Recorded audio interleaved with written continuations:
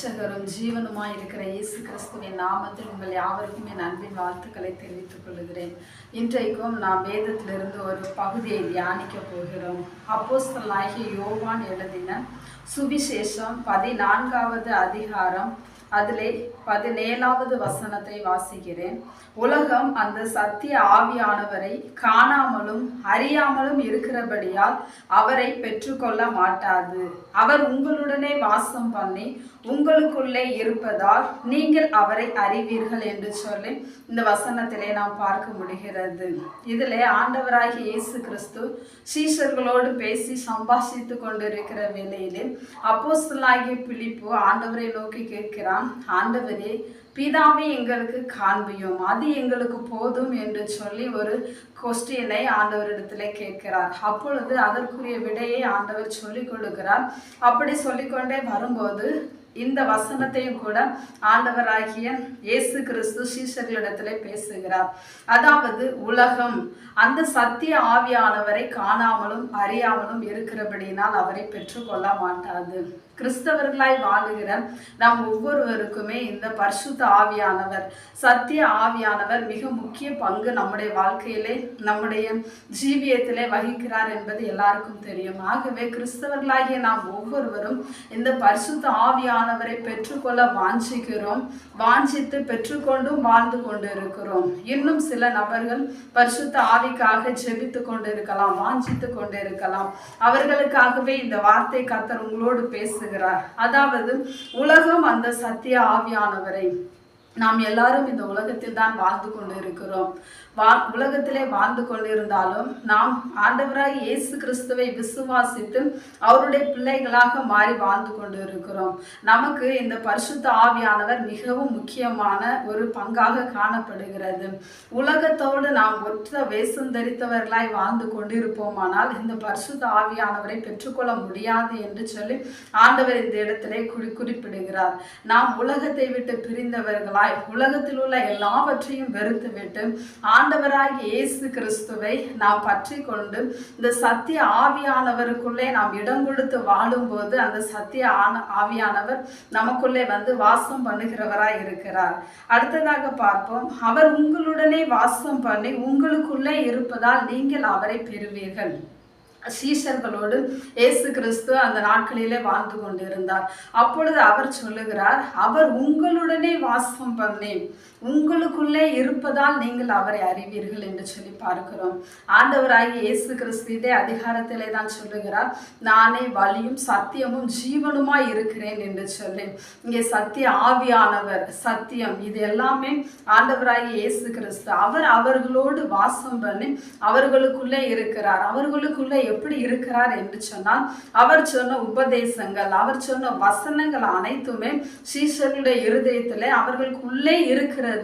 ஆகவேதான் சொல்லுகிறார், அவர் உங்களுடனே வாசம் பண்ணி உங்களுக்குள்ளே இருப்பதால் நீங்கள் அவரை பெறுவீர்கள் என்று சொல்லி ஒரு நல்ல வார்த்தை அவர்களுக்கு கொடுக்கிறார். ஏனென்றால் ஆண்டவராகிய இயேசு கிறிஸ்து இந்த பூமியை விட்டு பாடுபட்டு சிலுவையில் அறையுண்டு அடக்கம் பண்ணப்பட்டு 3ஆம் நாளிலே உயிரோடு எழுந்து பரலோகத்திற்கு செல்ல இருக்கிறார். ஆகவே இந்த பரிசுத்த ஆவியானவரை குறித்து இவர்கள் புரிந்து கொள்ள வேண்டும், அறிந்து கொள்ள வேண்டும், அவர்கள் பெற்றுக்கொள்ள வேண்டும். அவர்கள் அந்த பரிசுத்த ஆவியானவரை இழந்து போகக்கூடாது என்று சொல்லி அநேக வசனத்திலே பரிசுத்த ஆவியானவரை குறித்து இந்த சீஷர்களோடு விளக்கி கொண்டு இருக்கிறதை நாம் வேதாகமத்திலே பார்க்கலாம். அடுத்ததாக இப்பொழுது நாம் வாசிப்போமானால் 14வது வசனம், என் நாமத்தினாலே நீங்கள் எதை கேட்டாலும் அதை நான் செய்வேன் என்று சொல்லி இந்த வசனத்தை முதலாகவே கூறுகிறார்.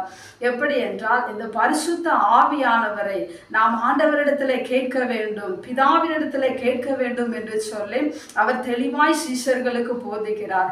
என் நாமத்தினால நீங்கள் எதை கேட்டாலும் அதை செய்வேன் என்று சொல்லுகிறார்.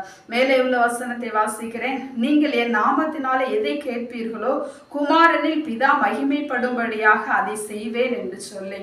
அப்படியானால் இந்த பரிசுத்த ஆவியானவரை குறித்து பேசுகிறதற்கு முன்பாகவே இந்த வசனத்தை கூறுகிறார் என்றால், இந்த பரிசுத்த ஆவியானவரை நாம் கேட்கும் பொழுது அதை அவர் நமக்கு நிச்சயமாக தருவார் என்று சொல்லி பார்க்கிறோம். இந்த வசனத்திலே நீங்கள் அப்படிங்கிற ஒரு வார்த்தை குறிப்பிடப்படுகிறது. இந்த நீங்கள் என்கிற வார்த்தை எல்லாருக்குமானதாய் அல்ல. ஏனென்றால் அவர் தனித்து சீஷர்களோடு பேசி கொண்டிருக்கிறார். அப்படி என்றால் நீங்கள் என்று சொல்லி குறிப்பிடும் போது அவருடைய சீஷர்கள், அதாவது இன்றைய நாட்களிலே நாம் வாழ்ந்து கொண்டிருக்கும் போது அவருடைய வசனத்தை கருத்தாய் கேட்டு அதை கை கொண்டு வாழுகிற ஒவ்வொருவரும் தான் அவருடைய சீஷர்கள். ஆகவே அவருடைய சீஷர்களாகி உங்களை பார்த்துதான் சொல்லுகிறார், நீங்கள் என் நாமத்தினால எதை கேட்டாலும் அதை நான் செய்வேன் என்று சொல்லி.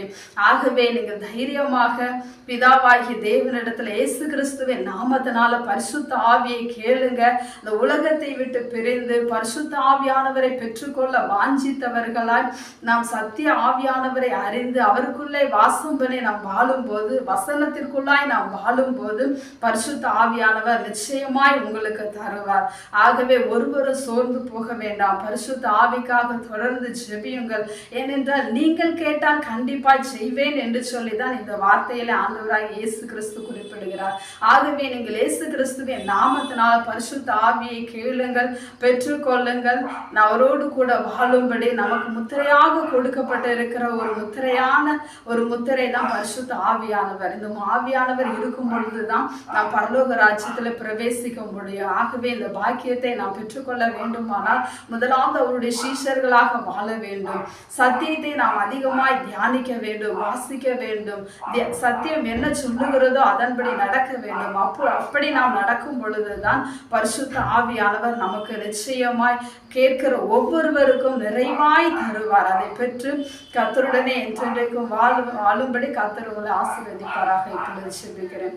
நல்ல பிதாவே, நன்றியோடு துதிக்கிற அருமையான நல்ல வேலைக்காக உமக்கு ஸ்தோத்திரம் ஆண்டவரே. உலகம் அந்த சத்திய ஆவியானவரை காணாமலும் அறியாமலும் இருக்கிறபடியினால் அவரை பெற்றுக்கொள்ள மாட்டாது. அவர் உங்களுடனே வாசம் பண்ணி உங்களுக்குள்ளே இருப்பதினால் நீங்கள் அவரை அறிவீர்கள் என்று சொல்லி இருக்கிறதப்பா.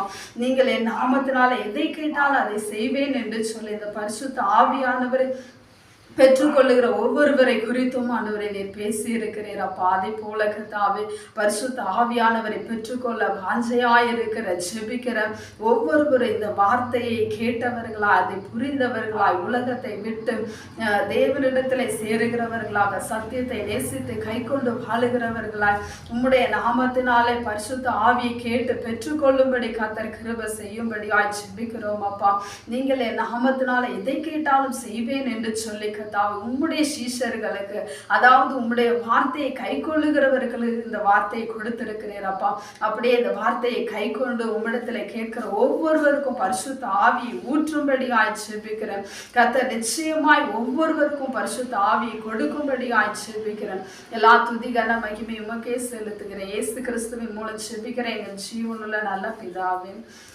கர்த்தருக்கு பிரியமானவர்களே, இந்த வேளையிலும் கூட பரிசுத்த ஆவியை பெற்றுக்கொள்ள வாஞ்சையாயிருக்கிறவர்கள் இந்த வார்த்தையை நன்றாக தியானியுங்கள், செவியுங்கள். கர்த்தர் உங்களுக்கு பரிசுத்த ஆவியை தந்து உங்களை ஆசீர்வதிப்பாராக. கர்த்தர் தாமே உங்களை ஆசீர்வதிப்பாராக. ஆமென்.